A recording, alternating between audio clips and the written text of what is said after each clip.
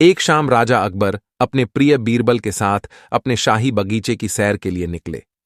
वह बगीचा बहुत ही शानदार था। चारों ओर हरियाली ही हरियाली थी और फूलों की भीनी भीनी खुशबू वातावरण को और भी खूबसूरत बना रही थी। ऐसे में राजा को जाने क्या सूझा कि उन्होंने बीरबल से कहा, बीरबल, हमारा मन है कि इस हरे भरे बगीचे में हम हरे घोड्डे में बैठकर घूमें। इसलिए मैं तुम्हें आदेश देता हूं कि तुम 7 दिनों के अंदर हमारे लिए एक हरे घोड्डे का इंतजाम करो। वहीं अगर तुम इस आदेश को पूरा करने में असफल रहते हो तो तुम कभी भी मुझे अपनी शक्ल न दिखाना।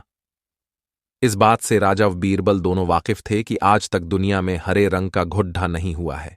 फिर भी राजा चाहते थे कि बीरबल किसी बात में अपनी हार स्वीकार करें। इसी कारण उन्होंने बीरबल को ऐसा आदेश दिया।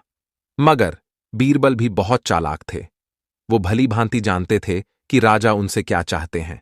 इसलिए वो भी घोड्डा ढूंढने का बहाना बनाकर 7 दिनों तक इधर उधर घूमते रहे। 8वें दिन बीरबल दरबार में राजा के सामने पहुंचे और बोले, महाराज, आपकी आज्ञा के अनुसार मैंने आपके लिए हरे घोड्डे का इंतजाम कर लिया है, मगर उसके मालिक की 2 शर्तें हैं। राजा ने उत्सुकता से दोनों शर्तों के बारे में पूछा। तब बीरबल ने जवाब दिया, पहली शर्त यह है कि उस हरे घोड्डे को लाने के लिए आपको स्वयं जाना होगा। राजा इस शर्त के लिए तैयार हो गए। फिर उन्होंने दूसरी शर्त के बारे में पूछा। तब बीरबल ने कहा, घोड्डे के मालिक की दूसरी शर्त यह है कि आपको घोड्डा लेने जाने के लिए सप्ताह के 7 दिन के अलावा कोई और दिन चुनना होगा। यह सुन राजा हैरानी से बीरबल की ओर देखने लगे।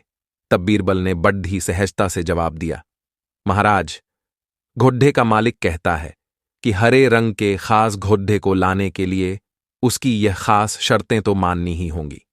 राजा अकबर बीरबल की यह चतुराई भरी बात सुनकर खुश हो गए और मान गए कि बीरबल से उसकी हार मनवाना वाकई में बहुत मुश्किल काम है। कहानी से सीख। यह कहानी हमें यह सिखाती है कि सही सूझबूझ और समझदारी के साथ नामुमकिन लगने वाले काम को भी आसानी से किया जा सकता है।